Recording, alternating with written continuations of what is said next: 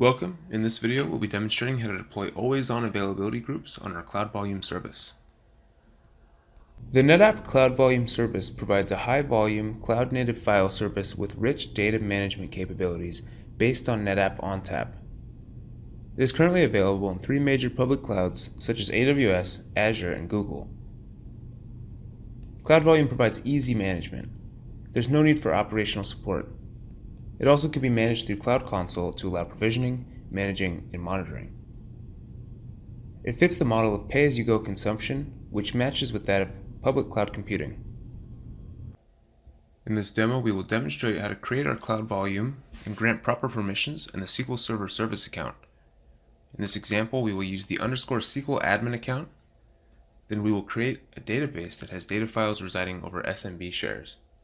We will then back up and restore this new database, followed by adding a replica node and performing a test failover for high availability.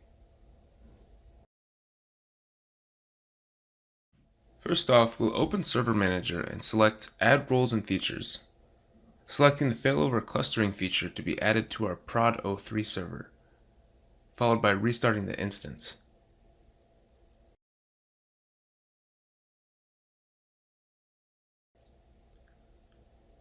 On our second node, prod 04, we'll do the same using the following line in PowerShell.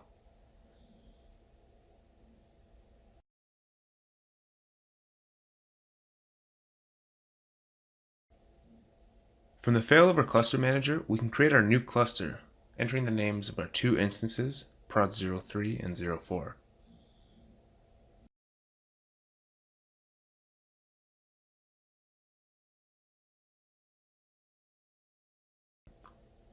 Under the Testing Options portion, we'll change the setup to run only tests I select, and uncheck the storage option due to the nature of our SMB environment.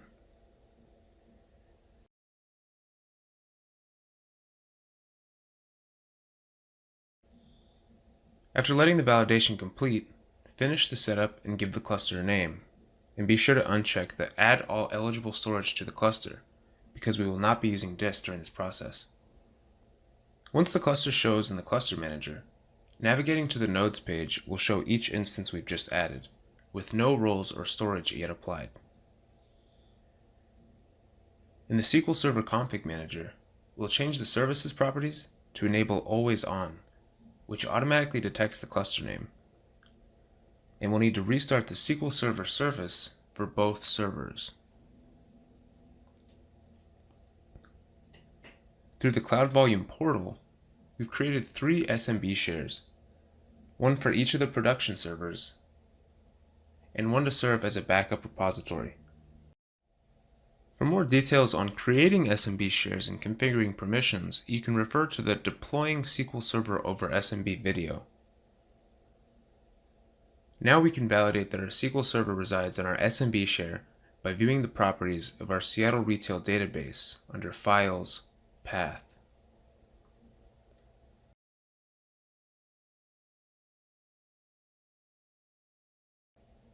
By running the following transact SQL script, we can back up the database and log to the SMB share.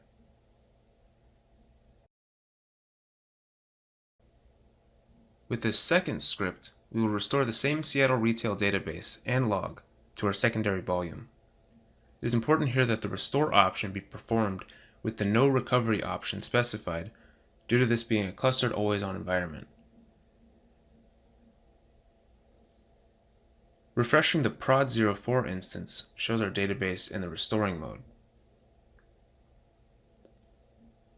Now we're going to create our always-on environment by using the creation wizard. We'll set the group name, select our database Seattle Retail, provide our replica destination, select the automatic failover option for both instances, and select readable secondary if desired. Our data synchronization option should be set to join only. Reason being that we cannot perform automatic seeding when using an SMB share, because automatic seeding would expect a matching drive letter across both instances. After the wizard completes, you'll see listed that SQL Server Management Studio shows prod 03 had been granted the role of primary and prod 04 secondary. In the Failover Cluster Manager under Roles, our availability group is now listed with the status of running.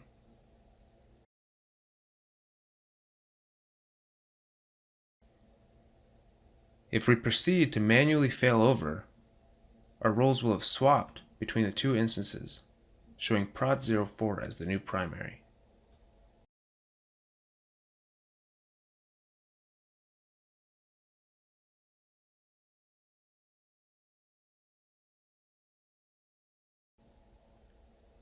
Under our tables view, you can see that deleting the error log on our primary mirrors the update across the cluster, as the table no longer exists on prod 03.